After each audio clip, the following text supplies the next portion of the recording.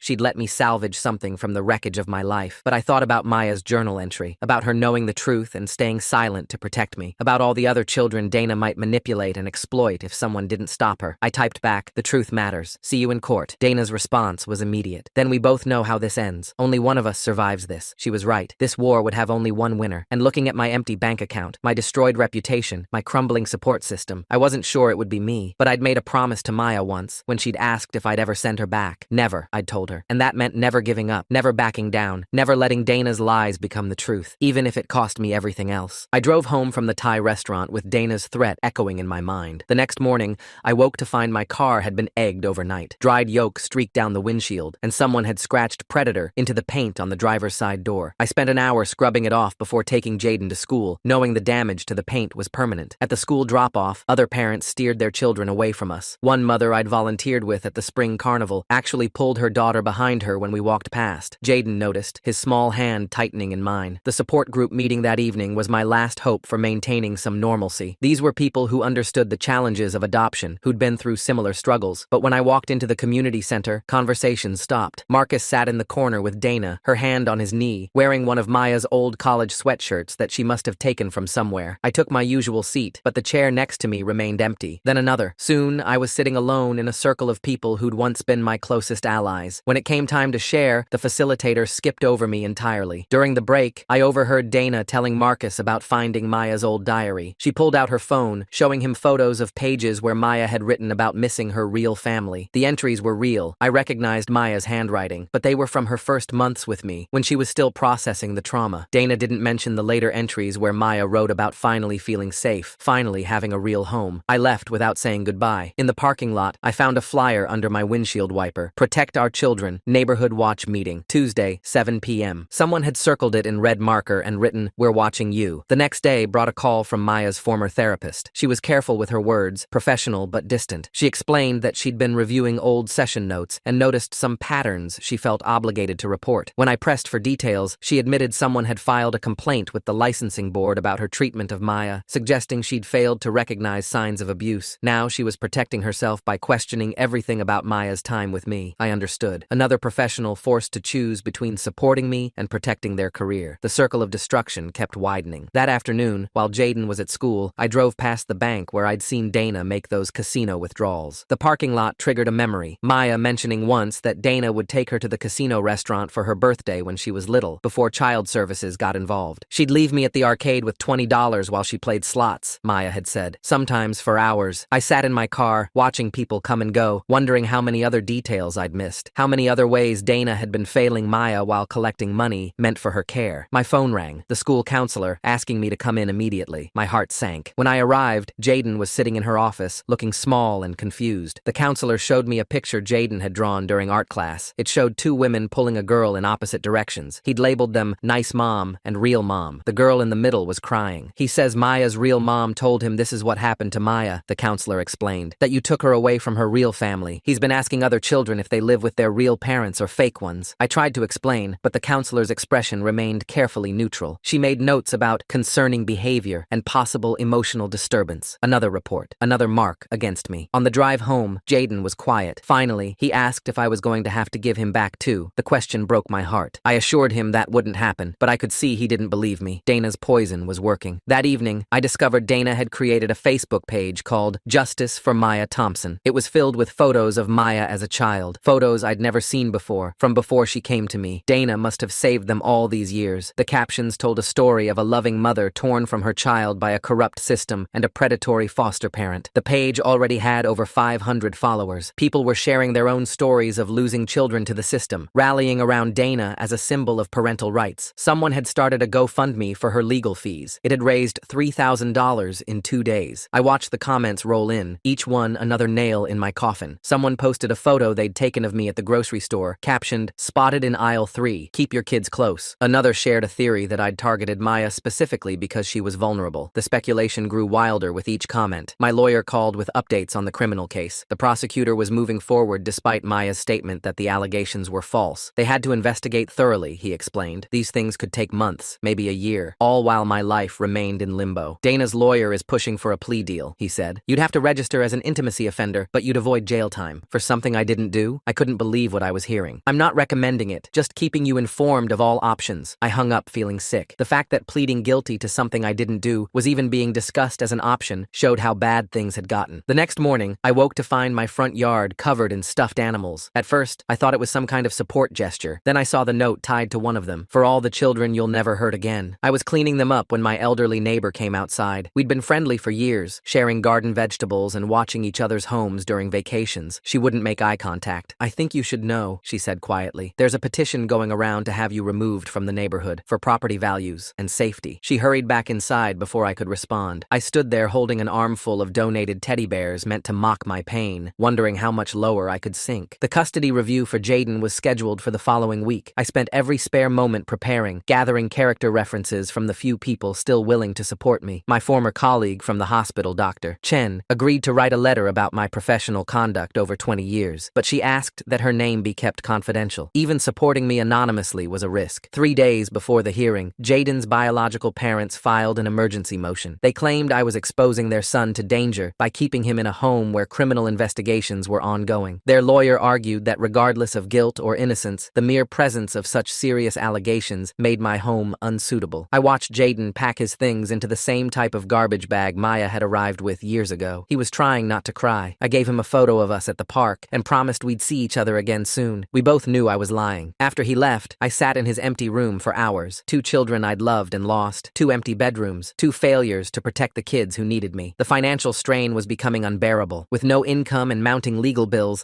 I'd maxed out my credit cards. The mortgage company sent a notice of impending foreclosure. I had 60 days to catch up on payments or lose the house I'd made into a home for Maya. I started looking for work, but news of the allegations had spread throughout the medical community. Every application I submitted seemed to disappear into a void. One recruiter actually called to tell me she'd been instructed not to process my application. "I'm sorry," she said, "but with the current situation, desperate, I applied for jobs outside healthcare, retail, food service, anything." But a simple Google search of my name brought up the news articles, the Facebook pages, the accusations. No one would hire me. I sold my grandmother's engagement ring to pay for groceries, then my laptop, then the dining room set Maya and I had picked out together for her 16th birthday. Each sale felt like erasing another memory. One afternoon, while waiting in my lawyer's office, I overheard his assistant on the phone. "No, we can't take any more pro bono cases. We're already overextended with the Martinez situation." I was a charity case. The successful pediatric nurse who'd once donated to legal aid was now draining their resources. Dana, meanwhile, was thriving. Her GoFundMe had reached $8,000. She'd been interviewed by 3 different podcasts about parental alienation and foster care corruption. Patricia had used her social work credentials to lend credibility to Dana's story. They appeared together at rallies, the reformed addict and her supportive partner, fighting for justice. I learned from Marcus, in a brief, guilty phone call where he claimed he was just trying to help, that Dana was writing a book. My Stolen Daughter, A Mother's Fight Against the System. A publisher was interested. There might be a documentary. She was building a career on destroying me. The forensic accountant called with one last attempt to trace the disability payments. He'd found something interesting, a pattern of ATM withdrawals from casinos, always on the same days Maya had therapy appointments. While I was paying $150 to help Maya heal, Dana was gambling with money meant for Maya's care. But without subpoena power, he couldn't get the casino's surveillance footage that might prove Dana was the one making the withdrawals, and no judge would grant a subpoena based on what we had. "I'm sorry," he said. "The evidence is there, but we can't reach it." Of my life. Truth just out of reach, while lies spread like wildfire. My mother called again. This time, she was crying. "Someone sent me a link to that Facebook page," she said. "The things they're saying about you. Some of them are calling for vigilante justice. I'm scared for you." "Then help me," I begged. "Tell people the truth. You know me. You raised me. I can't get involved. Your father has a heart condition. The stress. And what if they come after us too?" Another bridge burned. Another ally lost to fear. The next day, I discovered Dana had filed a civil suit. She was suing me for emotional distress, claiming my false allegations about disability fraud were an attempt to further alienate Maya from her biological mother. She wanted damages, hundreds of thousands of dollars I didn't have. My lawyer explained that even if I won, defending against the suit would cost tens of thousands more. Dana knew I was broke. This was just another way to bleed me dry. That night, I sat at my kitchen table with a calculator, trying to figure out how long I could last. 2 weeks, maybe 3 if I only ate once a day. The electricity would be shut off next week, unless I could find $400. The water bill was already overdue. I thought about Maya, probably studying for finals, trying to maintain her grades while her mothers tore each other apart. I wondered if she knew how bad things had gotten, if she felt guilty, if she blamed herself. My phone buzzed. Another unknown number. I almost didn't check it, tired of the harassment. But something made me look. It was a photo of Maya's dorm building. Nothing else, just the building. The threat was clear. Dana knew where Maya lived. She had people watching. I called my lawyer immediately, but he sounded defeated. "It's not technically a threat," he said. "It's just a photo of a building. The police won't do anything." I wanted to scream. Dana could document my every move, twist every word, destroy my life piece by piece, and it was all legal. But I couldn't even warn people about what she'd done without being accused of harassment. The next morning brought another blow. A letter from the state nursing board. Someone had filed a complaint about my mental fitness to practice nursing. Even though I'd already lost my job, they were moving to revoke my license entirely. There would be a hearing, more lawyers, more costs, more humiliation. I sat on my porch steps, holding the letter, when I noticed a van parked across the street. Local news. They were filming my house, probably for another segment on safety concerns in the neighborhood. I went inside and closed all the curtains, but I could still feel their cameras watching, waiting for me to do something they could twist into evidence of my guilt. That afternoon, I did something I'd sworn I wouldn't. I created a fake social media profile and joined Dana's support groups. I needed to know what she was planning, what lies she was spreading. What I found made my blood run cold. Dana was coaching other parents on how to file false allegations against foster parents they wanted to remove from their children's lives. She was sharing templates for complaints, lists of which agencies to contact, how to phrase accusations for maximum impact. "The system protects them, not us," she wrote. "We have to use their own rules against them. Sometimes you have to lie to expose the truth." She was creating a playbook for destroying lives like mine, and people were thanking her for it. I screenshotted everything, but my lawyer warned me not to share it. You're already accused of stalking and harassment. This would make it worse. So I had evidence of Dana teaching others to file false allegations, but I couldn't use it, just like the disability fraud. Truth trapped behind legal technicalities while lies ran free. The next day, while I was at the food bank, swallowing my pride to feed myself, someone recognized me. They took a photo. Within hours, it was on Facebook. Suspected child predator shopping with your donated food. The food bank director called me that evening. She was apologetic but firm. My presence was making other clients uncomfortable. They'd received threats. For everyone's safety, I would need to find somewhere else to get assistance. I hung up and laughed. Actually laughed. It was that, or scream. I'd been banned from the food bank. Rock Bottom had a basement, apparently. My sister called one last time. She was moving to another state with her family. The association with me was affecting her husband's business. Parents didn't want to hire a contractor whose sister-in-law was accused of such horrible things. I know you didn't do it, she said, but perception is reality, and the perception is unaliving too. I understood. The blast radius of Dana's lies kept expanding, taking out everyone close to me. Soon, I'd be completely alone. That night, unable to sleep again, I found myself reading through old text messages from Maya, hundreds of them, from over the years. Mundane things mostly, requests for rides, reminders about appointments, jokes about her teachers, but scattered throughout were moments of love. Thanks for believing in me. You're the best mom ever. I'm so glad you chose me. I wondered if she still felt that way, if she knew I was fighting for her, even now, if she understood that everything I'd lost was worth it because she'd been safe with me for those precious years. My phone rang at 3 a.m., unknown number. I answered, expecting another threat, but it was Maya's voice, barely a whisper. Mom, I'm sorry. I'm so sorry. I know what she's doing. I know about the money. I have proof, but I'm scared. She said if I testify for you, she'll release things about me, things from before, things that will ruin my life too. The line went dead before I could respond. I tried calling back, but the number was blocked. I sat in the dark, phone in hand, understanding finally the full scope of Dana's game. She wasn't just destroying me. She was holding Maya hostage with secrets from her past, ensuring her silence. The war between us had always been about control, and Dana had found the ultimate weapon, Maya's own trauma, weaponized against us both. I sat in the dark for hours after Maya's call, my mind racing through possibilities. The next morning brought an email from Maya's freshman advisor, the one who owed her career to my recommendation years ago. She'd agreed to show Maya evidence of the fraud, and now she was updating me. Maya had spent 3 hours in her office reviewing bank statements and withdrawal patterns. The advisor described Maya's reaction in clinical terms, shock giving way to anger, then determination. That afternoon, while I was organizing what remained of my possessions to sell, my phone rang. The prosecutor's office. They'd received new documentation. Maya had submitted recordings from her phone, conversations with Dana spanning months. The assistant prosecutor's voice carried barely contained excitement as she explained that Maya had been documenting everything since high school. I drove to the courthouse to review the evidence. In a small conference room, I listened to recording after recording. Dana's voice, slurred and aggressive, demanding money from Maya's college fund. Threats about revealing details from Maya's time in previous foster homes. Admissions about the disability checks. Casual mentions of casino trips funded by money meant for Maya's care. The forensic accountant was called back in. With Maya's cooperation and the recordings as probable cause, he could now access the full financial records. The pattern that emerged was devastating. Systematic withdrawals totaling over $28,000, always within hours of deposit, always at casino ATMs. Dana had even taken cash advances against the disability account, accruing interest that depleted the funds further. 3 days later, Dana's carefully constructed narrative began unraveling. Patricia, faced with potential charges as an accessory, chose self-preservation. She arrived at the prosecutor's office with boxes of documents, text messages where Dana bragged about her scheme, photos of casino receipts, even a journal where Dana had tracked her gambling wins and losses, funded by Maya's disability money. The prosecutor moved swiftly. Federal charges for disability fraud, state charges for perjury. The false allegations against me were formally dismissed, but the damage to my life remained very real. I attended Dana's arraignment, sitting in the back row of the courtroom. She looked smaller somehow. Her theatrical confidence evaporated. When the judge read the charges, she broke down completely. Not the calculated tears from her public performances, but genuine devastation. Patricia sat in the gallery, having already negotiated immunity in exchange for testimony. Maya testified via video link from college. Her words were measured, clinical almost. She detailed years of manipulation, the constant threats, the fear that kept her silent. She produced her own journal, not the one Dana had selectively quoted from, but a hidden digital diary documenting every interaction, every threat, every stolen dollar she'd tracked. The judge ordered psychological evaluations for all parties. Dana's evaluation revealed a complex mix of personality disorders, gambling addiction, and genuine trauma from losing custody of Maya as a young mother. It didn't excuse her actions, but it painted a picture of a deeply damaged woman whose pain had metastasized into cruelty. During During the financial audit, more evidence surfaced. Dana had opened credit cards in Maya's name, maxing them out at casinos. She'd claimed Maya as a dependent on tax returns while I was paying all her expenses. The fraud went deeper than anyone had imagined. The criminal trial was set for 6 months out. In the meantime, I faced my own battles. The nursing board hearing was grueling. Even with the false allegations dismissed, questions remained about my judgment and professional boundaries. They ultimately agreed to reinstate my license with 2 years of probation and mandatory supervision. Finding work proved nearly impossible. My name was permanently linked to the scandal in online searches. One potential employer told me bluntly that while they believed I was innocent, they couldn't risk the association. I finally found part-time work at a small clinic an hour away, where the elderly doctor either hadn't Googled me or didn't care. I sold the house to avoid foreclosure, moving into a 1-bedroom apartment near the clinic. Maya's room, which Sarah had called a shrine, was finally packed away. Each box felt like accepting a new reality. I was no longer the mother of a daughter at home, just someone who loved a young woman finding her own way. The adoption support group formally asked me not to return. Marcus had broken things off with Dana after learning the truth, but the group dynamics were irreparably damaged. I found myself truly alone for the first time in years. Maya and I began tentative communication through her advisor. Not direct contact yet, she wasn't ready, but updates on her life, her progress in therapy, her academic achievements. She'd changed her major to social work, determined to help other children trapped between toxic biological parents and a system that often failed them. Dana's trial arrived with unexpected media attention, not the nationwide sensation I'd feared, but local coverage that reignited community judgment. I testified for 2 days, detailing the financial abuse, the false allegations, the systematic destruction of my life. Dana's attorney tried to paint me as vindictive, but the evidence was overwhelming. The verdict was guilty on all counts. The judge, reviewing the case's impact on all parties, crafted an unusual sentence: 2 years in a residential treatment facility specializing in gambling addiction and personality disorders, followed by 5 years of probation. All future earnings would be garnished for restitution to Maya's therapy fund, with me appointed as financial guardian to ensure the money went to its intended purpose. Dana's breakdown at sentencing was complete. She sobbed about losing her baby twice, first to the system, then to her own actions. For the first time,